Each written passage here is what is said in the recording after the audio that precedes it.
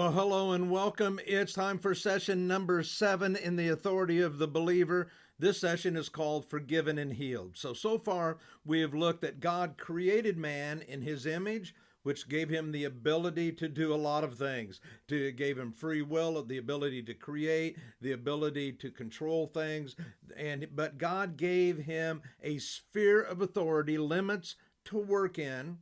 And then Adam lost his sphere of authority and lost his authority by giving it up to Satan. He was smooth talked, tricked out of his authority. And now we're beginning to see how that authority is restored. Well, the authority is restored two ways: through forgiveness and healing. So what do we do about that? What do we do about the awful situation we're in, that the world is messed up? What do we do about that? What can we do about it? Man is all messed up. What do we do about that? What can we do about that? And the answer is we don't do anything. We can't do anything. You say, what? What, Sam? What do you mean we don't do anything about it? We can't. Well, the religions of the world tell us how man can fix himself and find his way to God. Christianity is different. It says we don't do that. We can't do it. So how does it happen? Well, it happens when God himself reaches out to us and he makes a way through forgiveness and through healing. So authority only operates when built on the bedrock of forgiveness and healing. And forgiveness is total, and it's past, present, and future. It wipes out all of the guilt and the shame. So when forgiveness works, it heals broken identity. It reconnects you to God. It makes you a son or a daughter of the King. It restores your identity. And the most powerful thing about forgiveness is it covers everything. The grace of God and the blood of Jesus is so complete and so powerful that when you give your life to Jesus and you're born again, every sin of your past is totally wiped out and forgotten. The blood of Jesus covers every sin in your present, and it covers every sin that you will ever commit in your life. And that is freedom. That's freedom to begin to march back into the things of God and to become the person God originally designed you to be. Boy, that's what you call total freedom. Ephesians 1:7 says, we have been given, it's a free gift, the treasures of heaven through redemption. When you're born again and your spirit reconnects to God, you have it. You have been given. Well, healing removes the wounds that clog up the pipe of the soul through which authority flows into life. So, forgiveness reconnects you with God, but healing opens up the pipes of your soul so that the life that is coming down into your spirit can flow through your soul, through your mind, will, and emotions, and come out, show up in your body, affect your actions, and then affect the world around you. So Hebrews 12:1 and 2 says, be ye renewed by the transforming of your mind. So that suggests a process. 3 John verse 2 says that we prosper as our soul prospers. So both of these verses suggest that this is a process. While salvation is immediate and your spirit renewal is immediate, the healing of your soul is a process. So forgiveness connects you to the authority giver. Healing builds an authority carrier. Isn't that good? So here's a picture of the chart that we've looked at before there. So we have the spirit world, and you're disconnected in your spirit. And what happens is when you ask Jesus into your heart, there is reconnection. When there's reconnection between your spirit and God's spirit, then there's alignment in your soul. Your mind, your will, and your emotions begin to line up. So forgiveness happens here. Forgiveness is what connects you back to Jesus, back to God, back to the Holy Spirit in the spirit world. And healing is what works with your soul to unclog it, to get it repaired and restored. So forgiveness, let's look at Acts 26:18. It says to open their eyes and turn them from darkness to light and from the power of Satan into God, that they might receive forgiveness of sins. So forgiveness of sins leads to, what's the next part of the verse? An inheritance, which you can get by faith in Jesus. So forgiveness is immediate, but that inheritance has to be developed. Your soul has to be healed. The pipes have to be unclogged. Some inner healing needs to take place so that the inheritance that is now yours can flow through to you. So let's look at James 5:16. It talks about healing. It says, confess your faults to one another and pray for one another that you may be healed. Well, the word faults here is not the usual word for sin in the New Testament that's used over 100 times. The word here, the Greek word here, is different. It is not the word sin. Usually when we think of this verse, we think of confess your sins one to another, but it's faults, and it's not the word sin. So we think of fault. You say, well, it's my fault. You think of your shortcomings, things you've done wrong. But think of this more in terms of a fault line, like the San Andreas fault. So a fault is a crack, it's a fissure, it divides you from something. All right, so think of it that way. There's cracks in your soul. There's things that need to be healed in your soul. There are things that are broken up that need to come back together and need to be repaired and united in your soul so that it operates properly. So forgiveness and healing work together, and they restore community where all growth takes place. You can't have full of authority as a lone ranger. You have to come back into community. We saw how Adam lost community when he gave his authority over to Satan. He was disconnected from God, disconnected from the world, disconnected from all living things. All relationships broke down. So I'm sure after that, his relationship with Eve had a lot of conflict and a lot of things to solve. So community was broken. Colossians 1:13 says he has rescued us from the domain of darkness and transferred us to the kingdom of his beloved Son. So that is a shift where community is restored. All right.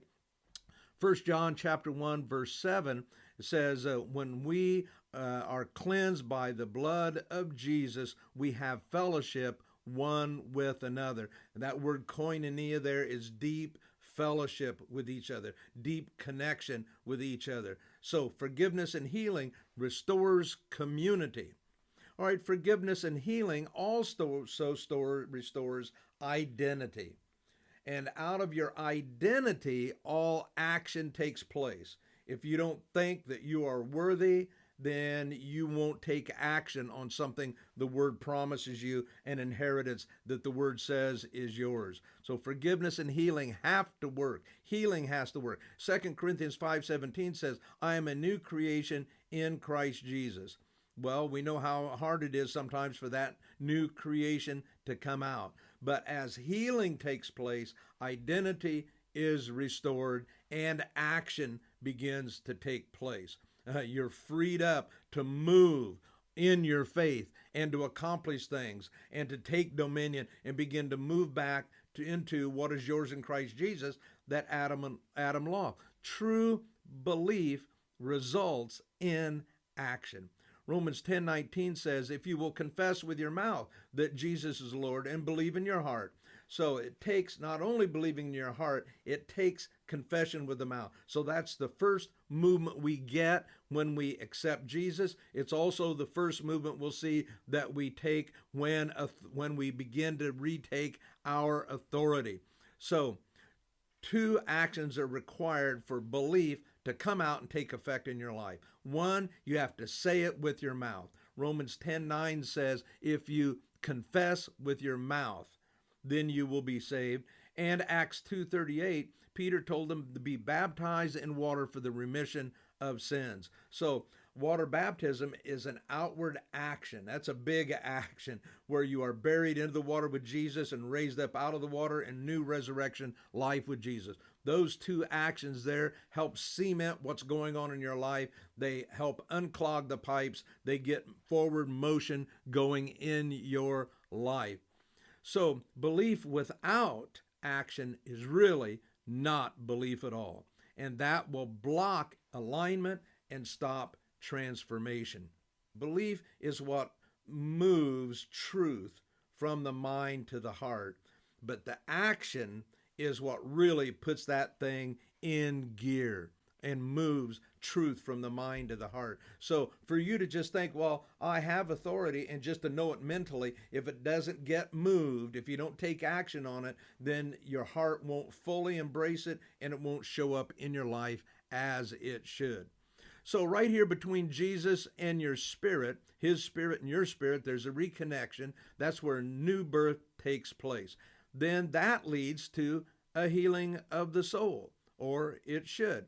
That as the Holy Spirit reconnects with your spirit, it begins to empower you and work with you and work healing on the inside of you. Then that works toward personal transformation, and that results in new kinds of thinking and acting, and transformation takes place in your world. So soul healing is three changes, and they take place in your mind, will, and emotions. If the mind is renewed, transformation will take place, and your soul that's a sign that your soul is being healed. If the will is becoming submitted, I don't just do what I want. I'm listening to God. I'm hearing his voice. John chapter 10 says, Jesus said, my sheep hear my voice, and then they follow him. Jesus said in John chapter 14, if you hear my words and my words abide in you, and you abide in my words, then you can ask what you will. So your will, though, needs to be submitted. It needs to come into the character of Jesus and the likeness and image of Jesus. So your will has to be submitted, and the emotions need to be restored. Those three things need to happen, and three actions take place. Acts 1:8 says the power of the Spirit will begin to bring freedom to you. That when your soul is getting healed, the power of the Spirit starts working. When the soul is being healed, the character of Jesus begins to show up in your life, and your actions begin to change. Galatians 5:25 says, as we live in the Spirit, let us walk in the Spirit. So actions change culture. They bring transformation to culture because you've been transformed. So the reconnection of new birth takes place here. Healing comes here in the mind, will, and emotions, and then action can take place, and there is transformation. Now, most Christians get the forgiveness part. They kind of understand that, but I really think that most Christians do not get the healing part. They don't get the healing, restoration part of their soul. Well, we have to be prepared to tell our healing stories. That's where we get authority in our home, in our community, in our church, in our businesses, in the culture around us, and in our cities. We have to be prepared to tell our healing stories. We must be healed, so we have those healing stories. We have to be prepared to tell his story as our Savior and healer. So we need to have this happening so we can tell that story. Romans 10:14 tells us, how will they believe if they haven't heard your story? And how will they hear if you don't have a story and don't tell them your story? So there's power in your story. There is great transforming power in your story. Authority is the ability to create change, and that is best done when you live a life that models in front of people who and what Jesus is and the presence and power of God, and it's best done when you're able to tell your story. Well, up next, session 8, Authority Restored. Let's continue on.